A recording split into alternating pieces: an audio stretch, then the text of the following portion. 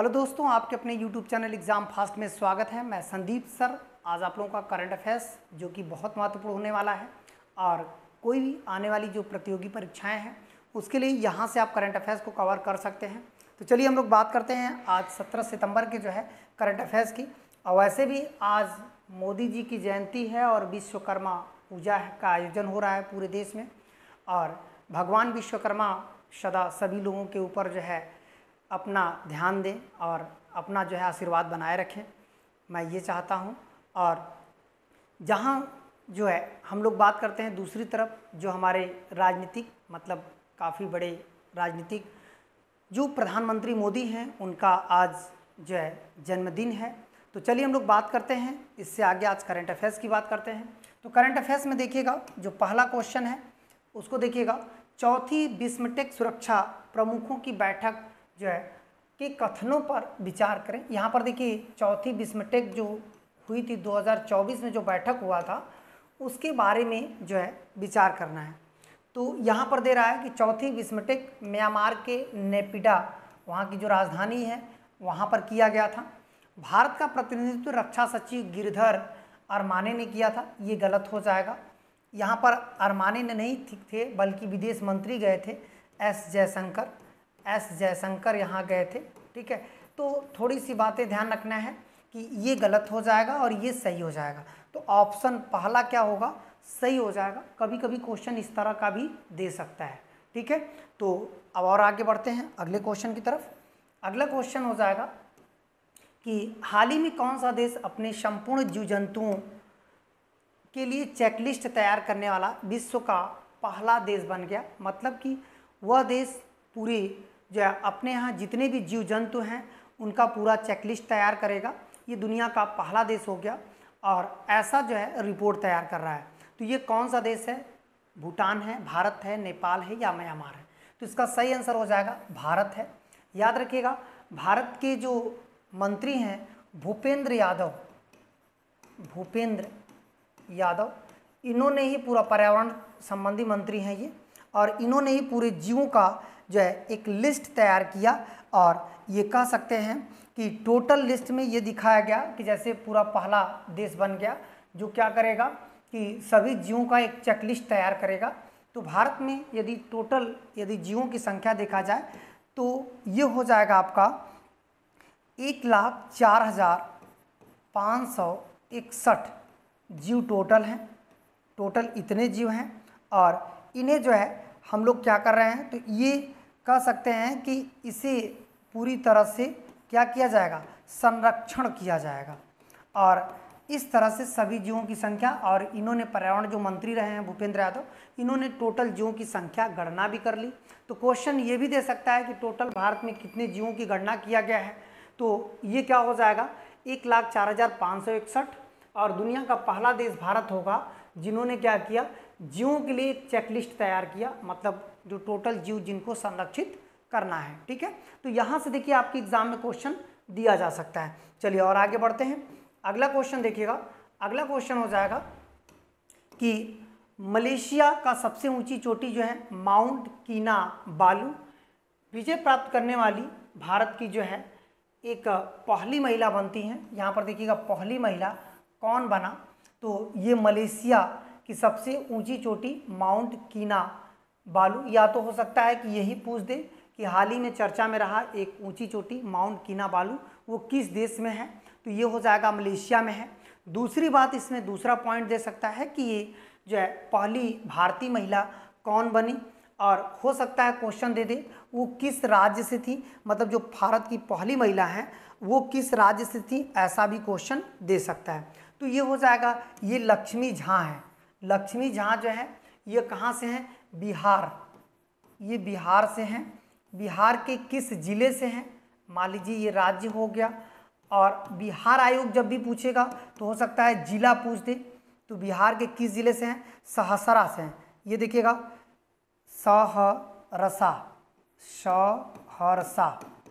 सहरसा से जिला से हैं। अब मान लीजिए गांव पूछ दिया तो किस गांव से ये रही हैं, तो ये क्या होगा, वन गांव रही हैं, इनके गांव का नाम वन गांव है। ठीक है, ये अब देखिए, यदि देखा जाए तो लक्ष्मी झा भारत की पहली महिला हैं जिन्होंने कीनाबालू पहाड़ी पर चढ़ करके जो है ये रिकॉर्ड कायम किया। ये याद रखिएगा, बीपीएससी के लिए, बीपीएससी में चाहे वो शिक्षक हो, चाहे बिहार 17वीं बिहार हो या जो भी हो, ये याद रखिएगा वेरी वेरी इंपॉर्टेंट क्वेश्चन है, ये मैं गारंटी दे रहा हूँ। ये क्या हो जाएगा, वेरी वेरी इंपॉर्टेंट क्वेश्चन है, इसकी मैं गारंटी दे रहा हूँ कि बहुत ही महत्वपूर्ण ये क्वेश्चन है आपकी एग्ज़ाम की दृष्टि से। इतना याद रखिएगा, इतना याद रखिएगा कि आपकी एग्ज़ाम की दृष्टि से बहुत ही महत्वपूर्ण ये होने वाला है और ऐसा क्वेश्चन आपके एग्ज़ाम से पूछा जा सकता है। ठीक है, तो चलिए हम लोग बात करते हैं कि इस सेशन को हम लोग देखते हैं कि क्या क्या पॉइंट इसमें दे सकता है। तो ये देखिएगा, लक्ष्मी झा हो जाएगा, क्लियर हो गया। ये बिहार आयोग के लिए बहुत इंपॉर्टेंट है, इसका ये भी सब पॉइंट लिख लीजिएगा, ये किस राज्य से हैं, ये किस जिले से हैं। जिनको बिहार आयोग में पेपर देने हैं वो इस तरह के क्वेश्चन को ज़रूर देखेंगे, क्योंकि ये क्वेश्चन बहुत ही महत्वपूर्ण है आपके एग्ज़ाम की दृष्टि से। ऐसा क्वेश्चन आपके एग्ज़ाम में लगातार क्वेश्चन पूछे जा रहे हैं, बिहार जिनको देना है उनके लिए तो बहुत इंपॉर्टेंट है। ठीक है, तो चलिए और आगे बढ़ते हैं, अगले सेशन को देखते हैं, अगला क्वेश्चन को।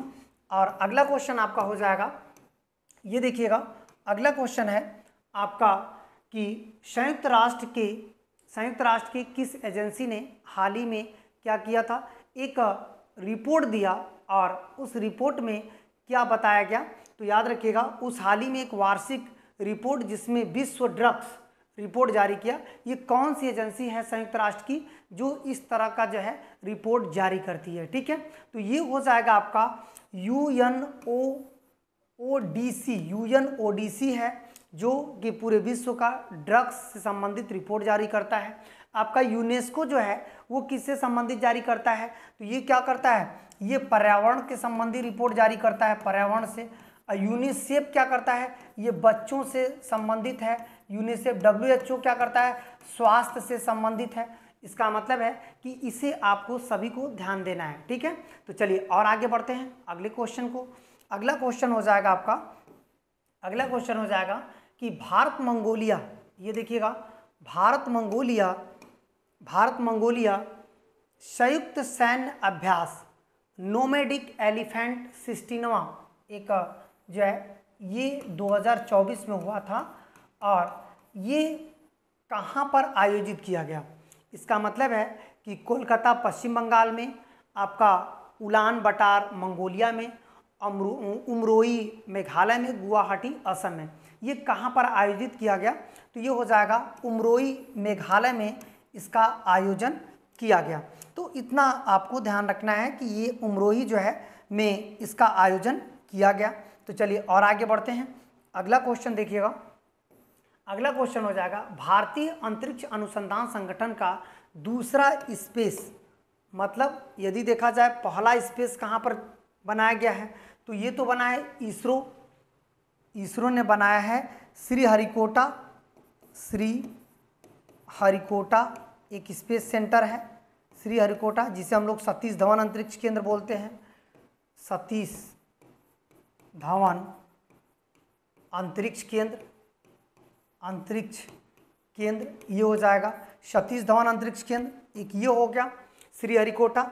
दूसरा पॉइंट हम लोग क्या बनाएंगे इसमें, दूसरा पॉइंट जैसे श्रीहरिकोटा पॉइंट हो गया, और दूसरा ये बोल रहा है कि दूसरा कहाँ पर खोला जा रहा है, तो ये हो जाएगा आपका तुत्तीकोरिन में। दूसरा खोला जा रहा है तुत्तीकोरिन में। तो तुत्तीकोरिन कहाँ पे है, तो तुत्तीकोरिन कहाँ पे है, तमिलनाडु में। यहाँ पर देखिए इसरो का मतलब भारतीय अंतरिक्ष अनुसंधान संगठन आपका इसरो है, और इसरो का दूसरा स्पेस सेंटर कहाँ पे खोला जा रहा है, तुत्तीकोरिन में।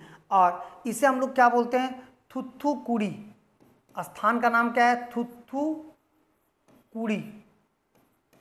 इसी स्थान पर ये खोला जा रहा है, थुथुकुडी में, जो कि तुत्तीकोरिन के पास पड़ता है।